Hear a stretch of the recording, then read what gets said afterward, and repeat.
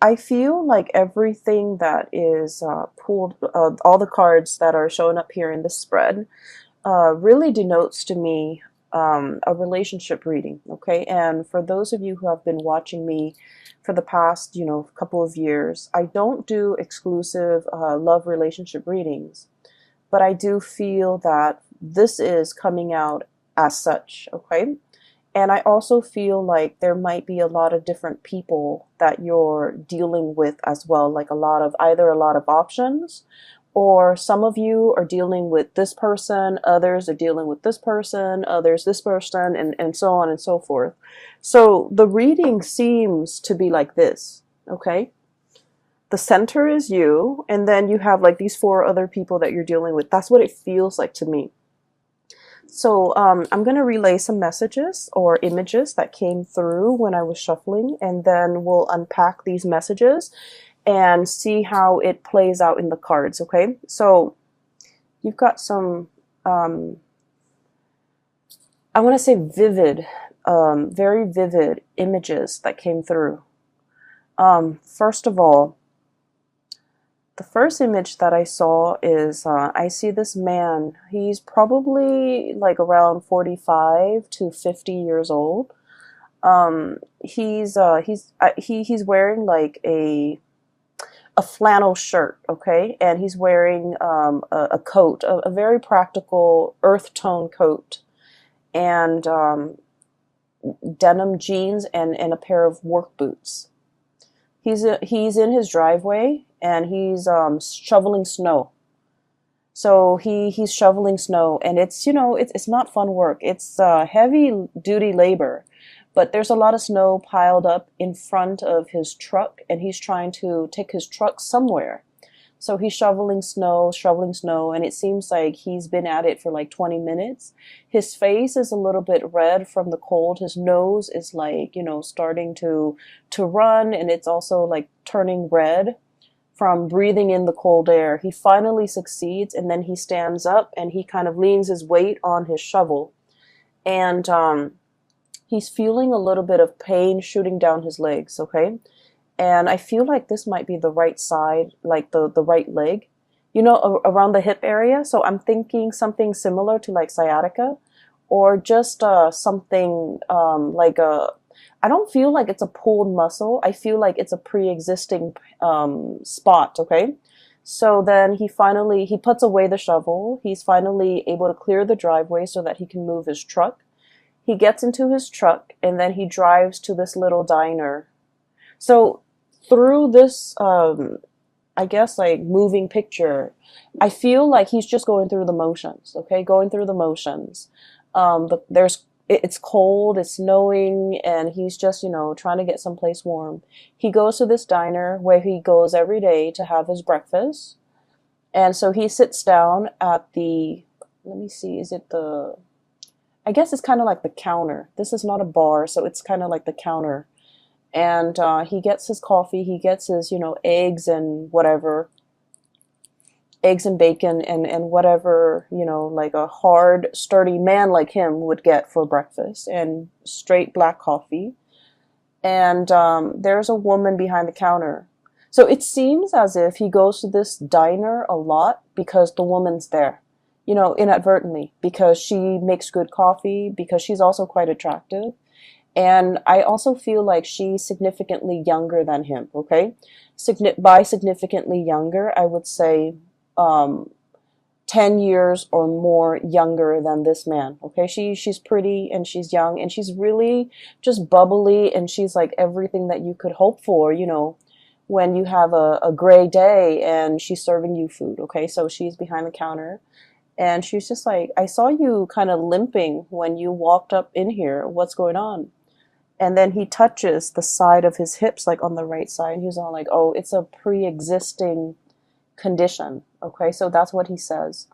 And then I kind of hear his thoughts where he's thinking like, the cold triggers it, or it's every year around this time, it bothers me. So he's thinking that. He doesn't tell her, but he's thinking that.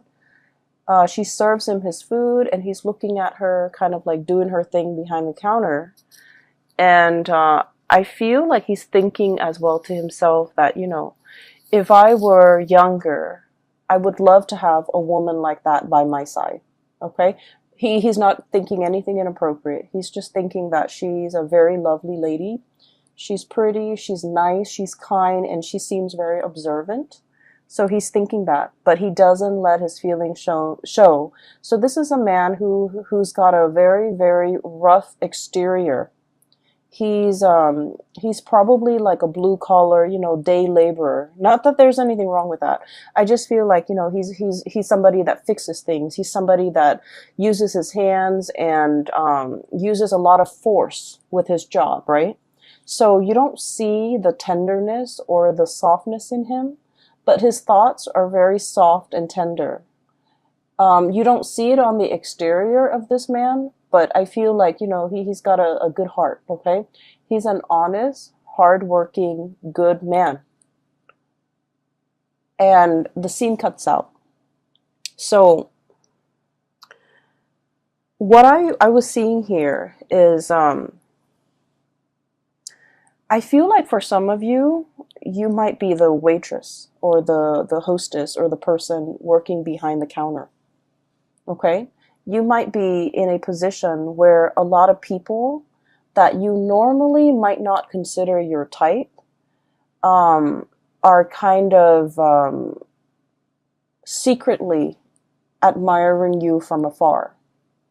And this kind of harkens back to the Aries reading that I did, where Aries, they have a lot of admirers and a lot of suitors, but the suitors are kind of looking at Aries like they want to have a screaming good time with Aries. But I feel like your admirers are thinking like you're a really good person, you're a really good man, or you're a really good woman, and they wish they could find a really good man or a really good woman like you. They see the gentle way in which you deal with people. They see the friendly way and the ease in which you have conversations with others. They see the ease in which you're able to smile and make people feel at ease. And I feel that it's really comforting it's just like, they're naturally very drawn to you. And what's really interesting is with Aries, and the reason I mention Aries, excuse me for those who are not familiar, Aries is your opposite sign, it's your shadow side, okay? So the energy playing out for Aries in their love sector is also very similar to you. But with Aries, because they're a fire sign, they attract very fiery types of personality as well, where their admirers declare, verbally declare their love to them. And I feel like whereas for you guys as an air sign, all of these thoughts and feelings are felt by your admirers, but it's kept in the mind, it's kept in the mental space. Does that make sense? I hope that makes sense. And I just feel like if you find yourself in a situation where somebody keeps crossing paths with you, I don't think it's an accident. I think that they're purposely, either purposely or subconsciously, very drawn to you, and they want to be in your presence and they want to be around you. So it's not just, serendipity or like, oh, coincidence. You're here. I saw you the other day over there and now you're here. What are the odds? They're not stalking you or creepily invading your space. I don't feel that. I don't feel any creepiness or any stalkerish vibe. I feel like subconsciously they're very drawn to your warmth. And funnily enough, I did the reading for Aquarius and Gemini, and in one of those readings, your fellow air signs, I mentioned that somebody was very drawn to your warmth. So for whatever reason, air signs are not typically like considered warm. No offense, we're not considered warm. We're considered friendly and easy and easy to talk to, but not super warm the way that a water sign would be. But for some reason I mentioned, I think it was the Aquarius reading, that people find them very warm. So there's something happening in the month of December is bringing out your caring, nurturing, warm side, and it's making it very visible. But I digress. Either way, I'm going back to this image, and there's another message that came through, so let me relay that before I forget. This man is a habitual like patron of this diner, okay? So he might have started going there before the waitress or the hostess works there. Or he might have started going. So I don't know the ins and outs of that. But I just feel like he plops himself right by the counter under the guise of, it being convenient because he's there by himself. But because he enjoys chatting with and looking at this woman. And so I feel like, it's not a coincidence. If you keep seeing somebody mulling around or in your vicinity, or like you constantly run into them, I feel that they're energetically thinking about you and drawn to you and admiring you. And I also feel like they're definitely interested, but the way in which they show their affection, they might be a little bit rough around the edges. They might not feel like they're good enough for you, or they might not feel like they're your type. Okay, they might not feel like they might not feel like the feelings are mutual from your end, and so they never say anything. Okay, so that's just what I saw first.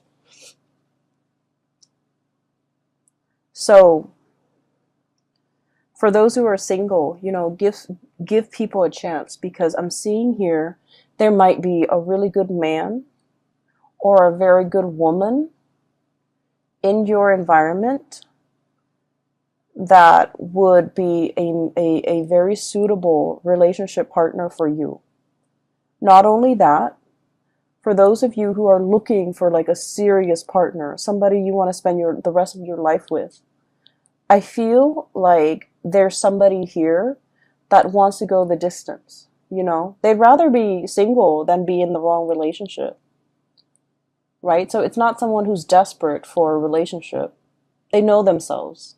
They know what works for them. So they'd rather be with you rather than, just date around and be in bad relationships. So I feel in a way, this person might have entered your radar, but might have not caught your attention because they might not have felt like, that they're your type. And you might have like a working relationship with them where you just never thought it was possible that there might have been romantic feelings or romantic thoughts or, inclination from their end to want to date you. So I feel like it's like, I don't want to say a misconnection because, the person's always there, but I feel like, the feelings are never talked about. Okay. So there's a really good man, a really good woman in your midst. And so, keep your eyes out if you're single. Okay. So having said that, let's talk about these 4 characters. First of all, for those of you who, okay, so let me try to remember that image that I saw here. Okay, there's a message here. Something it's like he said, and the words that he said really resonated. Like every year around this time, it bothers me. Okay. So he's talking about like a physical discomfort. But I feel like for many of you, it's not just a physical discomfort.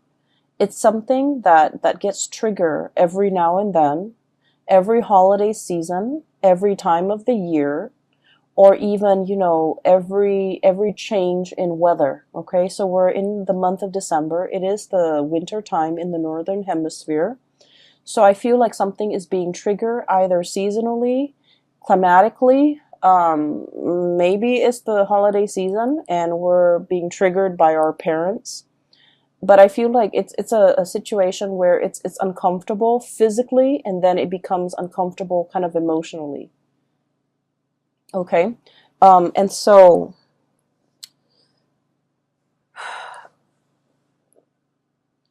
I do feel like there might be a lot of squabbling between you and a significant other over something that gets triggered every year around this time. For some of you, this could have to do with, the blending of the family, co-parenting. Do we send the kids to this place or do we send the kids to the other place? If you're in like blended family, that also becomes a source of contention. Do I take my kids or do my ex get to keep the kids for these major holidays? Do I spend, time with my new wife, my new husband and their kids? Or do I spend my holidays with my ex and my child with the ex? So it's like complicated, okay? Things are complicated.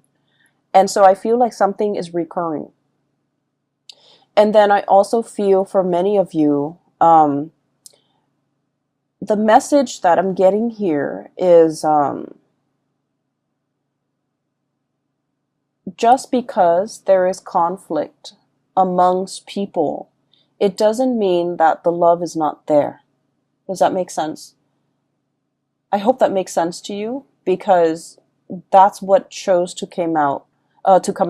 So that's what like just kind of oozed out. So I feel like it's kind of telling you, if you're dealing with somebody and every single time you talk about this one topic, it triggers conflict, it triggers like disagreement, it triggers lack of consensus, it just triggers like really raw emotions within you and then within that other person.